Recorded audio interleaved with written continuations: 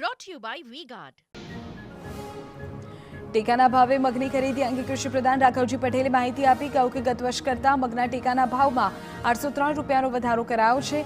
ગયા વર્ષે પ્રતિ ક્વિન્ટલ ₹7,755ના ભાવે થઈ હતી મગની ખરીદી, જે ચાલુ વર્ષે પ્રતિ ક્વિન્ટલ 8,658 રૂપિયાના ભાવે કરાઈ રહી છે. કેન્દ્ર સરકારે જાહેર કરેલા ખેડૂતો માટે પાકના ટેકાના ભાવ સામે નારાજગી. ખેડૂત આગેવાન આંબલિયાએ સવાલ ઉઠાવતા કહ્યું કે ખેડૂતોને નથી મળતો પૂરતો ટેકાનો ભાવ. એક વર્ષમાં મોંઘવારી 40થી 140% વધી, પરંતુ પાકના ટેકાના ભાવ માત્ર 2 થી 3% જ વધ્યા. પડતર કિંમત કરતાં પણ એમએસપી ઓછી હોવાથી વધારવા માંગ.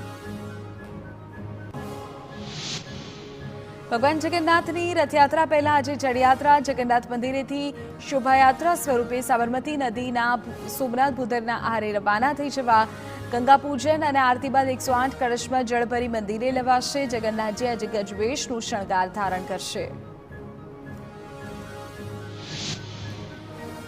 પરંપરા મુજબ ભગવાન જગન્નાથજીની જળયાત્રા બાદ 15 દિવસ પ્રભુ મોસાળમાં રહેવા જાય છે. આજે તેઓ ભાઈ બલરામ અને બહેન સુભદ્રાજી સાથે મોસાળ જશે.